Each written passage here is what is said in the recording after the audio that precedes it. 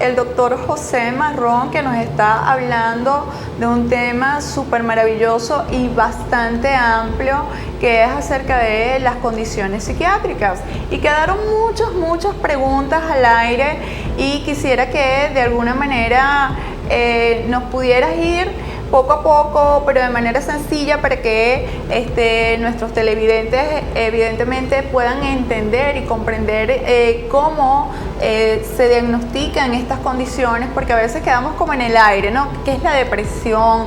¿Es una condición? ¿Es un trastorno? ¿Es para toda la vida? Siempre nos preguntan, ¿pero eso se cura? ¿Pero cómo tú me diagnosticas depresión? ¿Cómo es eso? Depresión y bipolaridad, que es una de las cosas que preocupa mucho a los pacientes. Ajá, ¿no? Y nos angustian, porque es algo así como que ya va.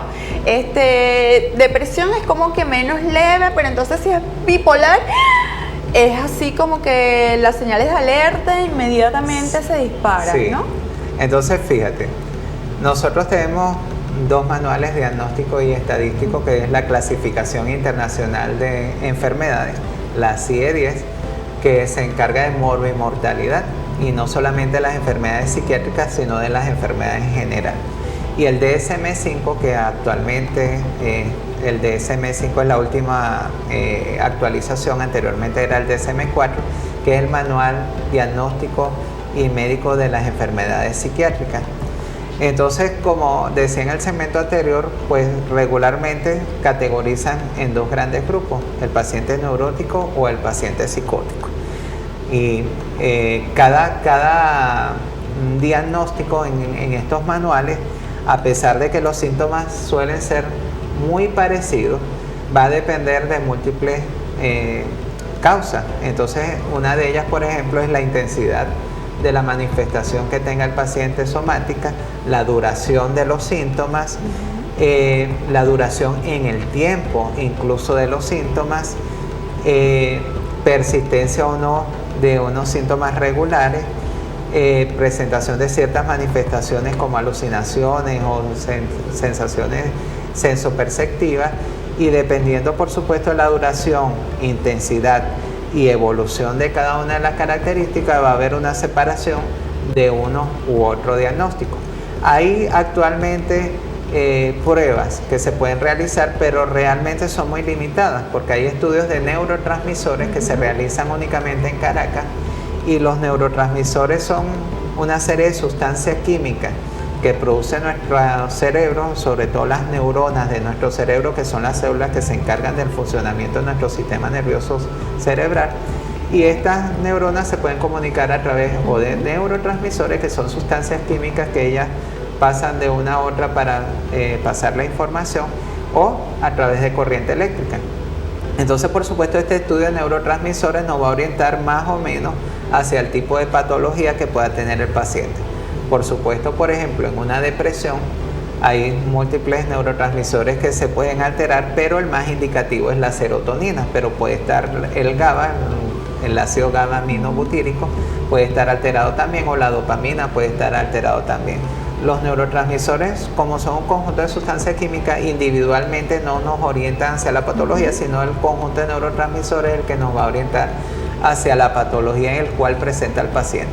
Y por supuesto, los diagnósticos que están representados en nuestro manual en DSM-5, que dejan bien sentados, por supuesto, cuáles son los parámetros que debe tener el paciente para etiquetarlo en algún tipo de enfermedad. Por ejemplo, cuando hablamos de depresión, haciendo la correlación de lo que dijiste en un principio, depresión y bipolaridad, que mucha gente no sabe el concepto de bipolar. Exacto, y la diferenciación entre una y la otra, sí, ¿no? Y creen que una es más leve que la otra, y resulta que las dos son tan importantes, ¿no? Entonces, fíjate que, por ejemplo, la depresión, muchas personas tienen en consideración que depresión es solamente cuando tú lloras. Y según nuestro manual diagnóstico y estadístico, hay muchas otras manifestaciones de depresión que las personas desconocen, como son la apatía, la anedonia, que es la pérdida de capacidad de disfrute que tiene la persona ante las cosas que cotidianamente anteriormente ocasionaban placer, por ejemplo, salir, ir al cine, leer, caminar, Entonces ya cuando la gente pierde este tipo de actividades se habla de anedonia, es decir, cuando no quieren salir y no quieren realizar este tipo de actividades.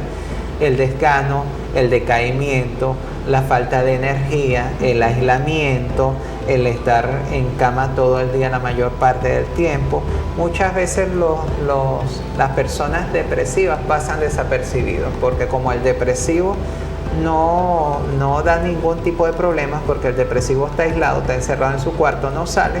Entonces, por supuesto, una depresión muchas veces pasa desapercibida para el entorno familiar. Y llega a ser hasta grave, entonces, Hasta porque pasa desapercibida, como tú lo dices. Entonces, nadie se da cuenta, nadie realmente atiende a este paciente y este es un paciente entonces que está allí cronificándose, ¿no? Sí, señor. Muchas veces buscan ayuda ya cuando a partir del tiempo se dan cuenta de que el paciente ya no está interaccionando con la familia, ya no está interaccionando con su núcleo social, deja de ir a trabajar, incluso puede haber pérdida del aseo o la higiene corporal, y en esos momentos cuando ya es una depresión severa, entonces es que recurren a la ayuda. Y ya hablando de depresión severa, fíjate que hay una línea que es algo bien cardinal que marca nuestro manual diagnóstico, que la depresión severa puede o no psicotizarse, es decir, que una depresión severa puede tener alucinaciones. Pueden tener síntomas psicóticos como tú los habías síntomas psicóticos bien o no caracterizado. Entonces esa línea divisoria entre la cordura y la locura la marca precisamente los síntomas psicóticos. Una persona depresiva se puede psicotizar y eso no significa que sea un paciente esquizofrénico o loco como llama vulgarmente la gente o en el argot popular. O de estructura psicótica como tal, ¿no? Sí, entonces todas depresiones severas pueden por su cronicidad llegar a tener síntomas psicóticos. La idea es ¿cuál?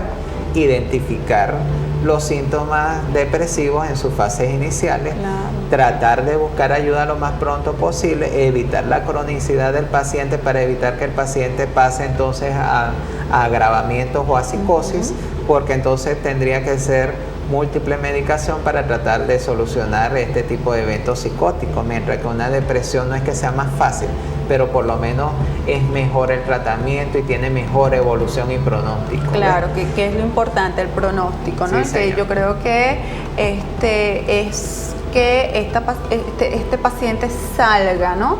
de esta fase por la que está pasando. Y yo creo que tenemos que tener muy en claro, ¿no? La depresión no es estar triste. O sea, no es que una mañana yo vine, me paré y digo, estoy triste, estoy deprimido, porque es que es como que muy común, ¿no? Sí. Y ahora más.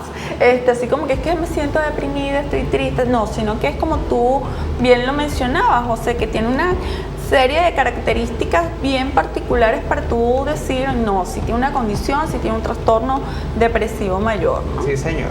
Y no solo mayor, sino que la depresión puede pasar leve, moderada o severa según las características del cuadro que pueda tener el paciente. Y por supuesto la severa es cuando viene la distinción con síntomas o sin síntomas psicóticos.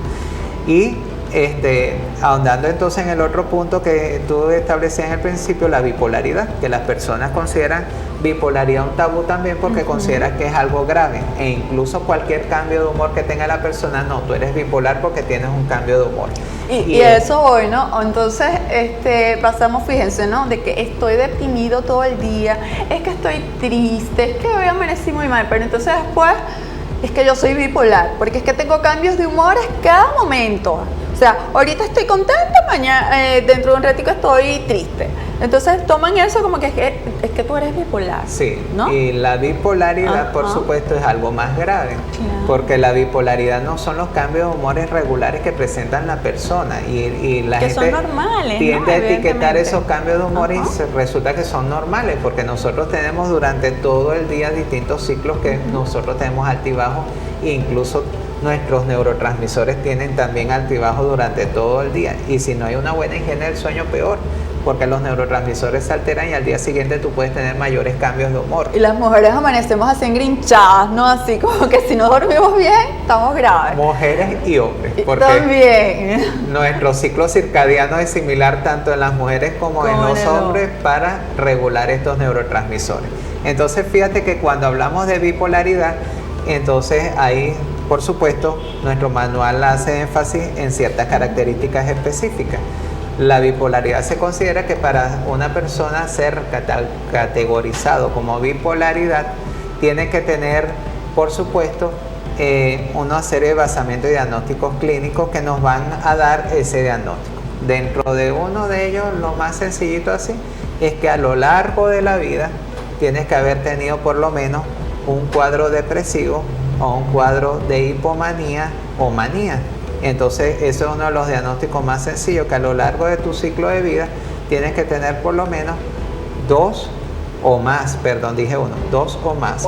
de las siguientes características: un cuadro depresivo, o un cuadro de hipomanía, o un cuadro de manía, pero esas características también tienen que tener una duración determinada. Claro, y por supuesto que tienen que tener, tienen que ser bien acentuados. Y fíjate que nos vas a comentar en el próximo corte un poquito más acerca de esto, y también quiero que quede en el aire la pregunta de si estas condiciones o estos trastornos se curan o no se curan.